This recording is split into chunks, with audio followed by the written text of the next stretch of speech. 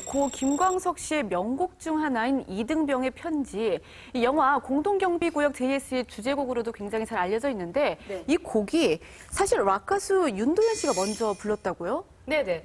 올해는 김광석 씨가 세상을 떠난 지 17년째가 됐습니다. 그렇기 때문에 한 프로그램에서 김광석 씨의 삶을 재조명하는 것을 했는데 그 과정에서 김광석 씨의 노래로 알려졌던 이등병의 편지가 사실은 윤도현 씨가 20살 때 부른 것으로 알려져서 화제가 됐습니다. 그 당시에 그 속해 있던 그룹 종이연의 리더 김현성 씨가 작곡한 노래인데 이제 모스갯소리로 이분도 동방석에 앉아 있다 뭐 이런 얘기를 하기도 하셨었어요. 그래서 그 이등병의 편지는 윤도현 씨 그리고 전인권 씨를 거쳐서 김광석 씨가 이제 부르게 된 겁니다. 근데 당시 그 윤도현 씨의 그 이등병의 편지는 전인권 씨 앨범에 수록이 돼 있었는데 그 당시에는 큰 호응을 얻지를 못했었어요. 근데 그 2000년도에 영화 공동경비구역 JSA에서 그 이 노래가 삽입이 되면서 이제 정말 말로 대박이 났었는데 그때 그 장면 기억나지 않으세요? 그 송강호 씨가 북한군 중사로 나와가지고 막 그 노래 쫙 나오면 눈물 납니다. 오만이 생각난다야. 이 광석이는 명이 빨리 죽었다지 한잔 하자야 광석이 막 이런 장면들 그 추억에 많이 어려 있어요. 네. 조정민 씨 살아있군요. 네. 재미있는 거 한 가지가 있습니다. 공동경비구역 JS 초고를 쓴 김현석 감독은 남한을 대표하는 노래로 원래는 서태지 씨의 노래를 삽입하려고 했다고 합니다. 네. 박찬욱, 이무영 감독이 각색을 하면서 이등병의 편지로 바뀌었다고 합니다. 근데 특히 요새 다시 김광석인 것 같은 생각이 들어요. 네, 뭐 맞습니다. 김광석 다시 부르기 2013에서 뭐 박학기 씨, 뭐 성시경 씨, 스위스로 등 정말 많은 후배 가수들이 이제 다시 김광석 씨 노래로 노래 공연을 하기도 하고 추모 공연이 쭉 이어지고 있는데 올해 특히 더 관객들의 반응이 굉장히 좋다고 하더라고요. 네, 뮤지컬도 만들어졌죠. 그날들이라는 뮤지컬도 만들어지고, 김광석 씨에 대한 그 추모 열기가 아직 굉장히 뜨거운 것 같습니다. 가수가 아니라 가객으로 불리는 이유가 있습니다. 네. 네. 뭐 이번 기회에 굉장히 재밌는 이야기인데 뭐 전인권 씨 그리고 윤도현 씨 버전도 좀 들어보는 것도 재밌을 것 같아요.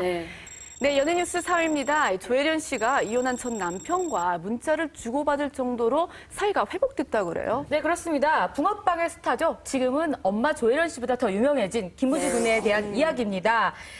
뭐 부부끼리 이혼을 했어도 자식 문제로 연락을 주고받을 수 있잖아요. 이번 사례가 그런 것 같습니다.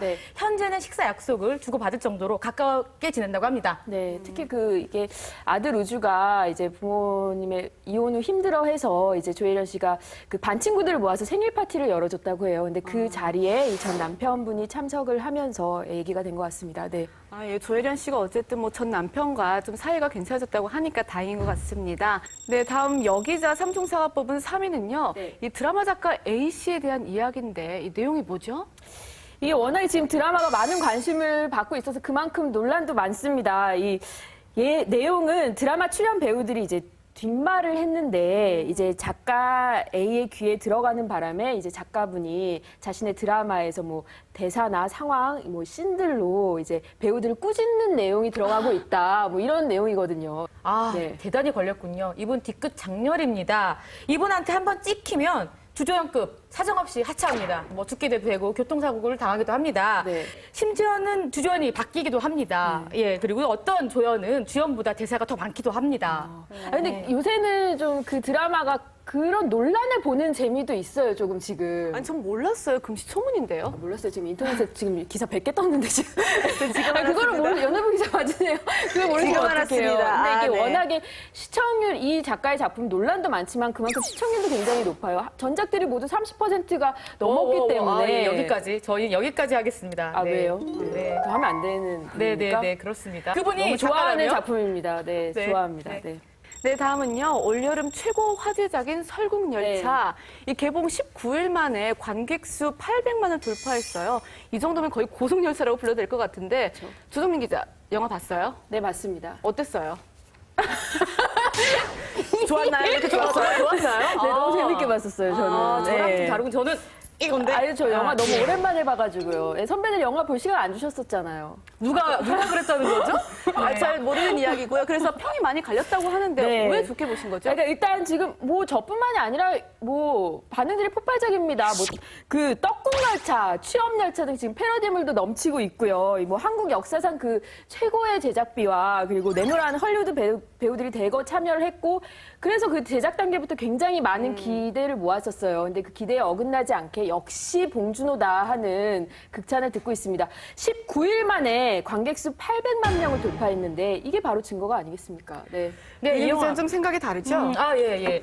이 영화 대단합니다. 제작비만 450억 원입니다. 네. 감독이 누굽니까? 봉준호요. 봉준호 감독 아닙니까? 디테일에 강하다고 해서 봉태일이라고 불리는 감독입니다. 그런데 웬일입니까? 이 영화 좀 어설픈 구석이 있습니다. 예, 꼬리칸에 있는 사람들이 머리칸으로 가기 위해서는 많은 문을 열어야 됩니다. 네. 근데 이 문을 여는 게 전선 2개만 스치기만 하면 문이 열립니다. 열리죠. 그 자동문이네요. 그게 제일 거의. 신기해요. 네. 예. 그렇습니다. 그래서 그 굉장히 어설픈, 많은 제작비가 투입되는데 굉장히 어설프다는 반응도 있고요. 또 이 영화, 가난한 꼬리칸과 머리칸 사람들의 모순을 그린 작품입니다. 그런데 이제 영화계 일부 관계자들은 스크린 독과점을 하고 있는 이 영화야말로 영화계 현실의 모순을 그대로 그린 작품이다. 뭐 이렇게 표현하고 있습니다. 근데 저는 이제 뭐 국내에서는 호불호가 엇갈린다고 하지만 이제 중요한 건 또 해외 반응인 것 같은데 네. 이게 원래 프랑스 원작 만화가 있잖아요. 설국열차. 네, 네. 얼마 전에 그 원작자인 그 장마르크 로셰트와 벤자민 르그랑이 내한을 했었어요. 근데 이런 얘기를 하더라고요. 그러니까 80년대에 러브콜을 3번이나 받았었대요. 영화 제작을 하자는. 네. 이번이 처음은 아니었군요. 그렇죠. 근데 그때 당시에 거절하길 참 잘했다. 왜냐하면 그때 당시에 했으면 그 봉준호 감독의 작품을 보고 지금처럼 이렇게 디테일하고 세련된 연출이 안 나왔을 것 같다 그러면서 봉준호 감독이 극찬을 했고 특히 이 프랑스에서는 요새 그 칸에서 주목을 받고 있는 박찬욱 감독과 봉준호에 대한 기대감이 굉장히 크다고 합니다. 그래서 지금 뭐 국내에서는 뭐 여러 가지 얘기들이 있지만 좀 해외 반응 좀 기대해봐도 되지 않을까. 그리고 국내에서도 역시 지금 좋은 기록 계속 내고 있지 않습니까? 천만 초읽기도 서서히 들어가고 있고요. 네, 기대가 됩니다. 예, 그렇기 때문에 우리가 상상할 수 없었던 해외 탑스타들도 이번 영화에 동참하기도 했죠. 예, 한국 영화가 굉장히 발전할 것 같습니다. 네, 연예뉴스 1위는요. 저희 여기다 삼총사가 정말 뜨악했던 사건입니다. 네. 이 배우 류시원 씨가 아내를 폭행하고 또 위치 추적 장치를 달고 그런 혐의로 징역 8개월이 선고받았어요. 징역 8개월을.